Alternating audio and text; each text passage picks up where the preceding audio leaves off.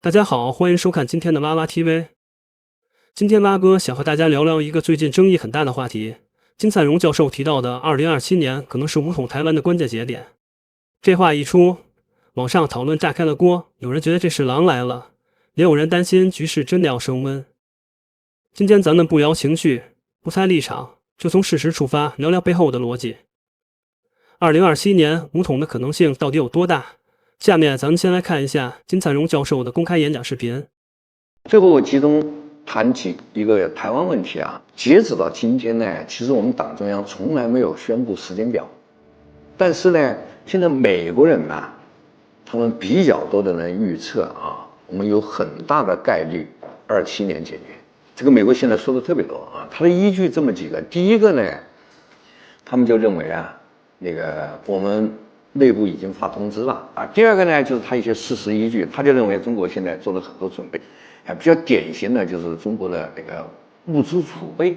我们中国呢，大概有20%的化学元素周期表上的元素是没有的。结果中情局现在发现，几乎所有的重要资源，中国的储备都超过了20年。他说这就是准备世界大战，因为商业储备准备个半年就够了嘛，对吧？因为储备是非常花钱的。这不是要世界大战了吗？对吧？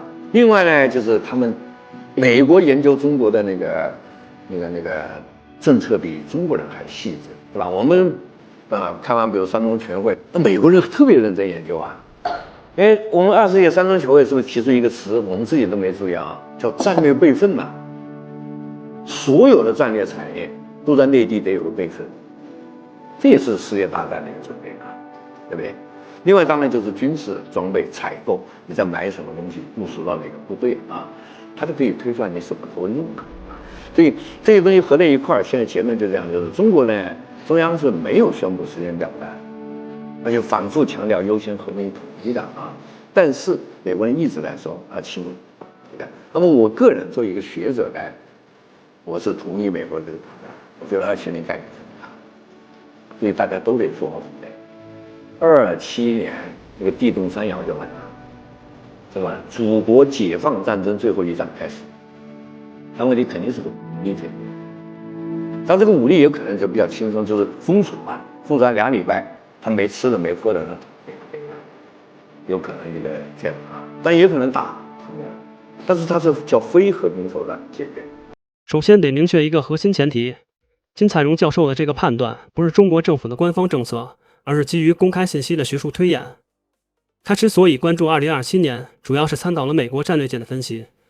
比如美国中情局就曾指出，中国在3个方面的动向让他们格外关注：一是关键战略资源储备量够支撑20年；二是福建舰、歼20这些先进装备到2027年大概率能形成完整战斗力；三是战略备份相关表述被写入政策文件。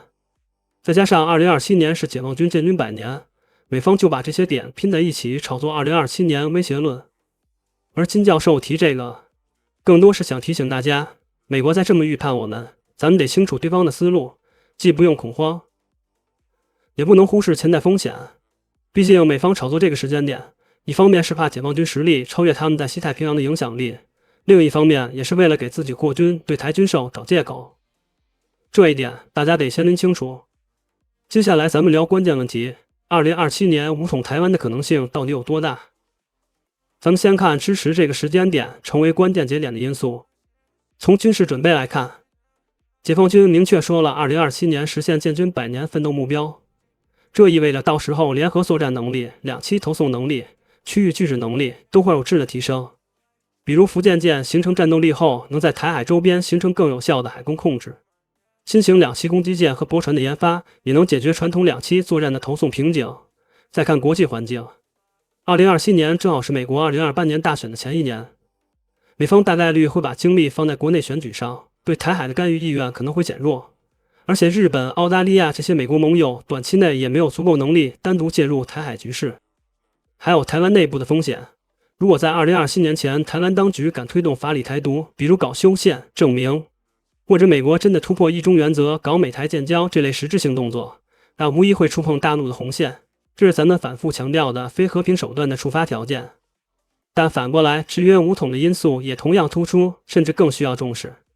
首先是经济和社会成本，一旦启动武统，国际上可能会有一波针对中国的制裁，咱们的外贸、芯片等关键产业链会短期受冲击。虽然咱们在粮食、能源储备和去美元化上做准备，但全面应对仍需要时间。更重要的是台湾民众的态度，有调查显示，77%的台湾民众反对战争，即便武统成功，战后治理、民心凝聚都是长期难题，这也是大陆一直谨慎的重要原因。不过这些问题也是武统后要面临的了，相信老共有足够的智慧获取台湾民心。其实大家不用过度焦虑，因为大陆的策略一直很明确，和平统一是首选，但绝不放弃非和平手段。这些年，福建推出了4批两岸融合政策，从科技合作到教育交流，再到民生保障，就是想通过实实在在的好处，让台湾民众感受到两岸一家亲，慢慢化解隔阂。而美国那边虽然嘴上喊着挺台，但自己面临36万亿美元国债、制造业空心化的问题，真要和中国在台海硬刚，恐怕也得掂量掂量。之前美军自己的兵棋推演，也显示介入台海会付出惨重代价。2027年确实是个有象征意义的时间点，解放军会在这一年完成关键军事准备，但这绝不等于2027年一定会有武统。统一的节奏从来不是由某个时间点决定的，而是看台独势力会不会踩红线，看外部势力会不会突破一中原则。